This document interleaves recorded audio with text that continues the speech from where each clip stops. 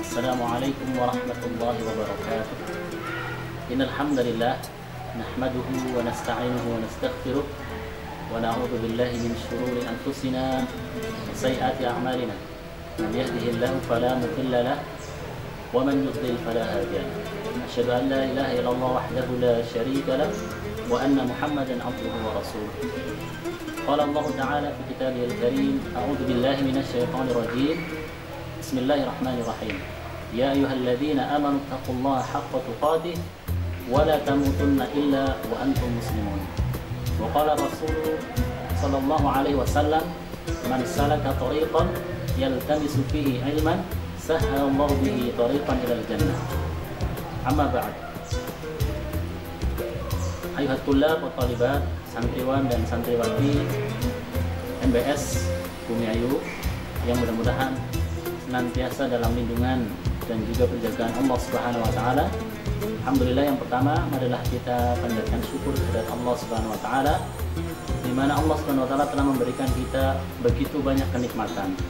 Dan di antara nikmat yang paling penting yaitu nikmat iman, nikmat Islam dan nikmat kecukupan. Di mana tanpa nikmat, tiga nikmat tersebut, maka kita sangat sulit untuk melakukan ketaatan kepada Allah Subhanahu wa taala.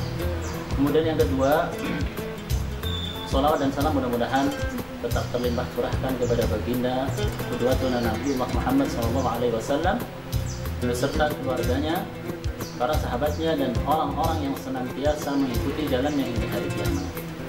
Ayuhatullah wa talibat, santriwan dan santriwati MBS Bumi Ayu, di pertemuan kali ini kita akan sharing materi yang begitu penting, materi yang berkaitan dengan keseharian kita dan keseharian antum sebagai seorang santriwan dan santriwati. Di mana bahwa dalam Islam kedudukan ilmu itu lebih tinggi daripada ibadah. Karena orang yang beribadah tanpa ilmu justru akan menghasilkan keburukan yang lebih besar daripada maslahatnya atau manfaatnya. Dan orang di dunia ini tidak bisa melakukan sesuatu kalau dia tidak memiliki ilmu. Maka Allah Subhanahu wa taala juga berfirman bahwa a'udzubillahi minasyaitonir rajim, yarfa'illahu alladziina amanu minkum walladziina utul ilma darajat.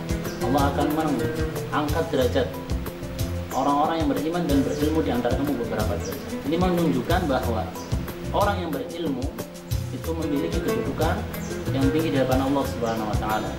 Rasulullah SAW juga bersabda, man salaka tariqan yaltamisu fihi ilman sahhalallahu bihi tariqan ilal jannah.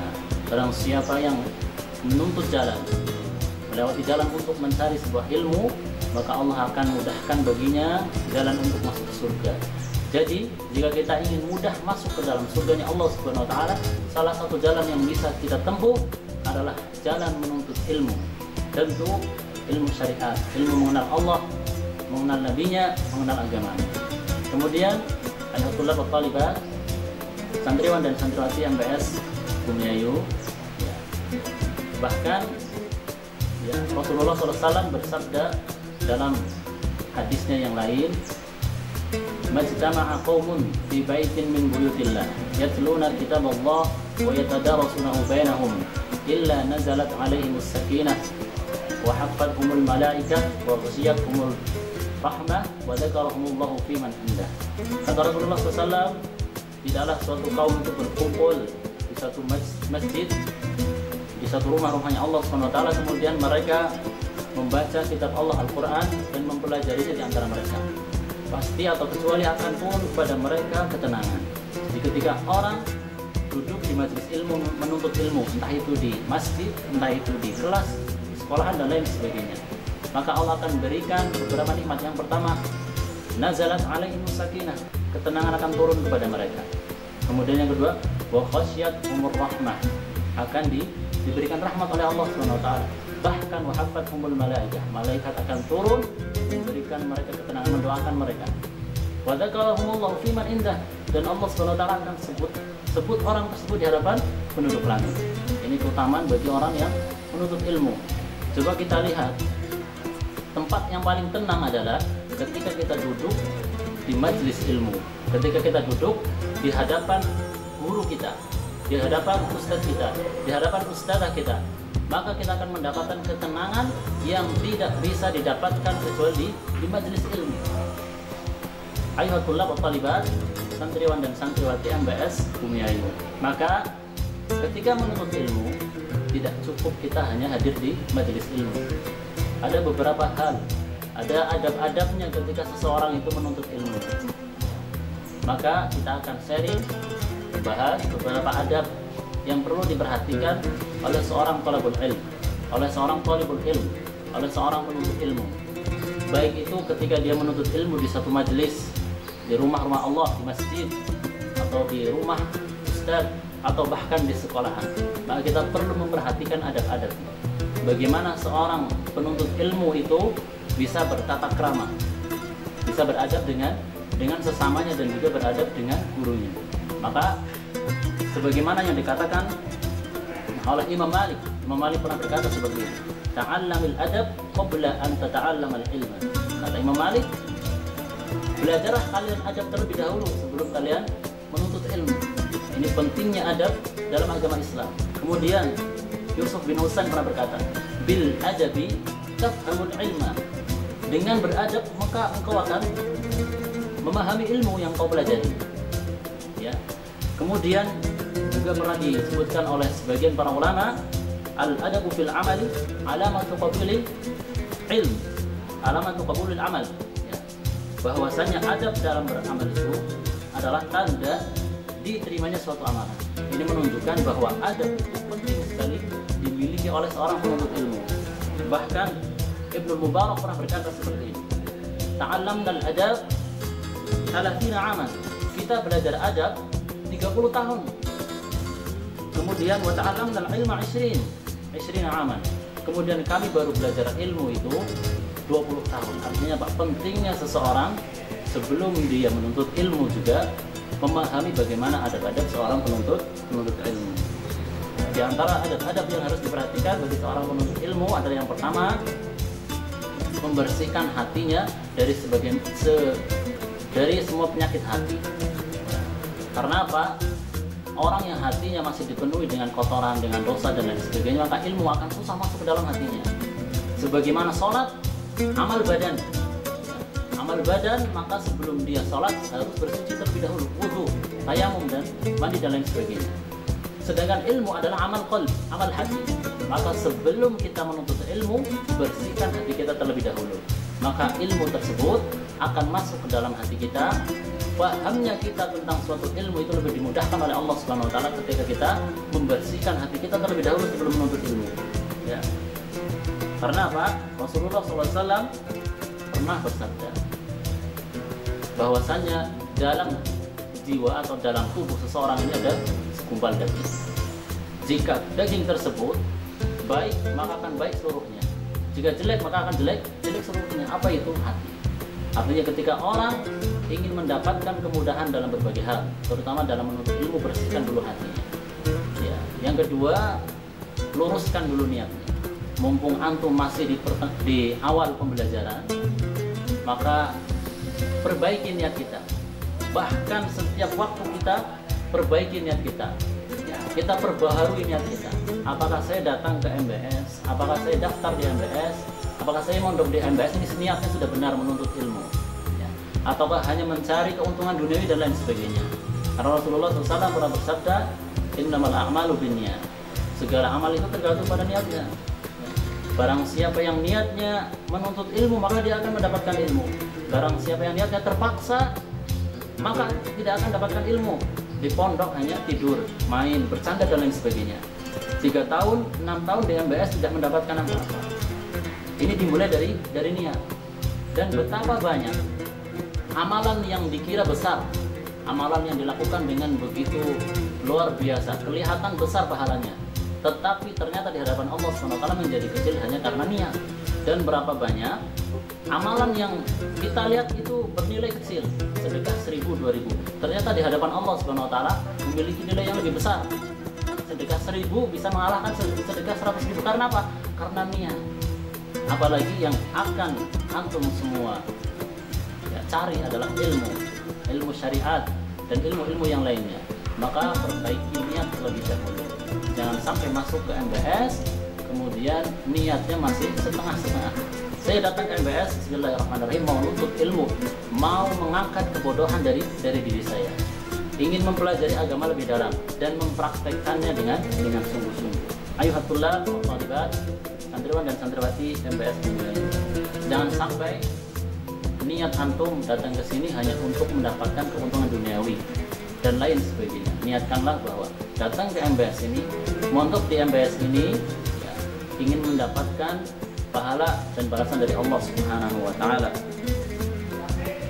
Tentang perkara niat ini, Sufyan Ats-Tsauri pernah mengatakan bahwa sungguh ya tidaklah aku memperbarui ataupun menjadikan sesuatu yang lebih berat itu daripada memperbaiki niat.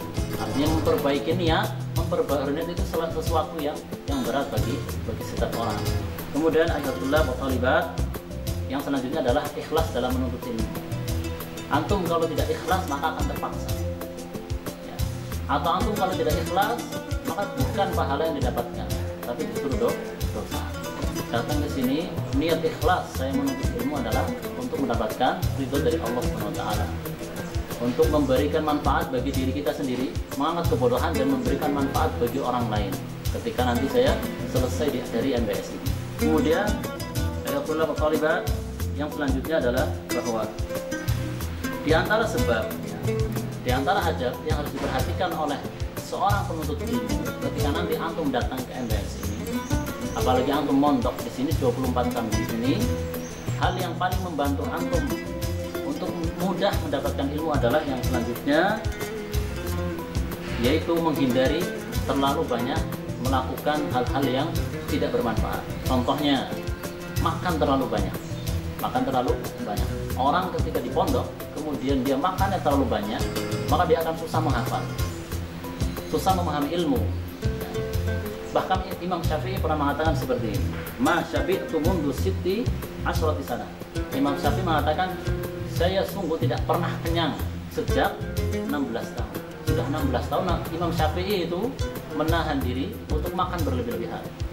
Ketika antum datang ke pondok, tujuannya bukan hanya pindah tempat dari rumah ke pondok, kemudian bawa makanan berkardus-kardus, kemudian bawa selimut dan lain sebagainya. Di pondok hanya untuk makan, minum, bercanda dan lain sebagainya. Padahal hal tersebut itu menjadi penghalang antum untuk memahami ilmu dengan baik. Karena orang kalau sudah terlalu kenyang, dia akan malas. Bukannya konsentrasi belajar, justru akan ketiduran. Ya. Maka dari itu, ketika masuk ke pondok, ya, bisa diatur bagaimana saya bisa makan tidak terlalu banyak. Ketika di kelas nanti tidak ngantuk dan lain sebagainya. Kemudian yang selanjutnya adalah selain makan, hal lain yang harus antum kurangi ketika menjadi seorang penuntut ilmu adalah tidur. Ya. Baik nanti ketika masuk pondok, halaqah pagi tahfidz, ya, halaqah sore tahfidz, masuk ke kelas sampai siang, kemudian malam juga ada halaqah, kemudian belajar. Meskipun aktivitasnya 24 jam pun, tetap tidur itu harus dikurangi. Sebagai seorang penuntut ilmu, itu harus lebih mengutamakan bagaimana saya bisa mendapatkan ilmu sebanyak-banyaknya dalam waktu 3 tahun itu. Bagaimana hafalan saya bisa meningkat dalam waktu 3 tahun itu. Baik yang sudah selesai kemudian ditingkatkan lagi mungkinnya, hafalannya nempel nggak di kepala. Atau yang belum 30 juz kemudian dia kejar sampai 30 juz. Atau yang belum hafal hadis, hafal rumus ini dan lain sebagainya, bagaimana waktunya bisa diatur. Jangan sampai antum di kamar tidur, di kelas tidur, di masjid tidur, ya, hanya pindah tempat tidur dari rumah ke pondok. Jangan sampai seperti itu. Kemudian yang selanjutnya, ayatullah wa thalibat, perlu diperhatikan juga adab antum sebagai seorang thalibul ilm, sebagai seorang penuntut ilmu ketika berhadapan dengan guru antum, ustadz dan ustadzah antum, ya, atau orang-orang yang berada di sekitar pondok yang umurnya mungkin lebih tua dari antum. Ya, kemudian salah seorang ulama mengatakan seperti ini, Allahumma astur aiba syaikhi anni wa la tudhir barakata ala ilmihi minni. Ya Allah, tutupilah aib guruku dariku dan janganlah hilangkan keberkahan ilmunya dari. Ini doa yang menjadi tanda bahwa seorang penuntut ilmu itu harus benar-benar menghormati syekhnya. Bahkan dia sampai berdoa, jangan sampai saya mengetahui aib kekurangan guru saya sehingga keberkahan ilmunya hilang dari saya, atau sehingga rasa hormat saya berkurang kepadanya. Kemudian ayatullah wa talibat, pernah diceritakan oleh Imam Syafi'i. Ya, Imam Syafi'i ini pernah berguru kepada Imam Malik. Beliau berkata seperti ini, kuntu asbahu al-warqata baina yadi Malik sabhan rafiqan haibatan lahu li alla yasma' waqa'a.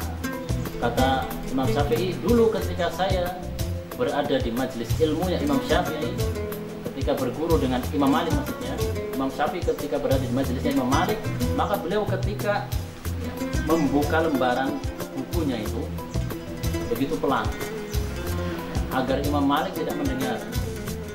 Ini bentuk sebagai penghormatan beliau kepada Imam Malik. Bahkan Imam Syafi'i muridnya, ya, Ar-Rabi' bin Sulaiman, kata beliau berkata seperti ini, sungguh aku tidak berani untuk meminum air di hadapan Imam Syafi'i. Kalau Imam Syafi'i melihatku untuk minum air saja saya malu. Ini bentuk penghormatan beliau kepada Imam Syafi'i. Ya.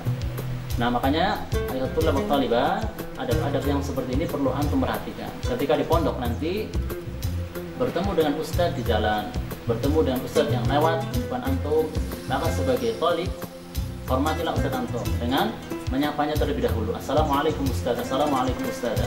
Kemudian ya, perkataan juga harus diperhatikan, baik itu di luar maupun di dalam kelas. Ketika di dalam kelas ustadznya menjelaskan, maka tidak boleh dipotong di tengah penjelasan. Atau mungkin ustadz menjelaskan suatu permasalahan yang sudah antum hafal, antum ketahui, maka tunjukkan antusias antum. Jangan sudah hafal saya, tapi tunjukkan antusias antum bahwa antum sedang belajar dengan ustadz tersebut, meskipun antum sudah pernah belajar atau antum sudah hafal. Ya. Kemudian jangan pernah untuk menerima sesuatu dari ustadz itu dengan tangan kiri misalkan, atau mengucapkan nama ustadz secara langsung, tanpa diembel-embeli Pak Guru, Bu Guru atau Ustadz. Ya. Karena bentuk penghormatan seorang thalibul ilmi agar ilmunya barokah adalah menghormati gurunya. Meskipun antum mungkin lebih pintar dari gurunya, tapi status dia adalah guru antum, Ustadz antum, maka perlu dihormati, baik di luar kelas maupun di dalam kelas. Kemudian perhatikan juga adab-adab ketika antum berada di majelis, ada duduk, perkataannya dan lain sebagainya. Jangan sampai ustadz sedang menjelaskan kemudian antum mondar-mandir dan lain sebagainya, atau duduk dengan cara yang tidak sopan dan lain sebagainya. Ini bukan berarti apa-apa. Namun ketika seseorang itu kurang adab di hadapan ustadznya, maka ilmu yang didapatkan kurang berkah. Bisa jadi ilmunya tidak bermanfaat. Karena apa? Bukti ilmu seseorang itu bermanfaat adalah ketika dia mau mengamalkan ilmunya. Karena Allah ilmu itu seperti syajarah, seperti pohon. Wal amalu thamarah. Sedangkan amal dari ilmu yang dipahami adalah buahnya. Jadi kalau ada pohon tanpa buah, buat apa?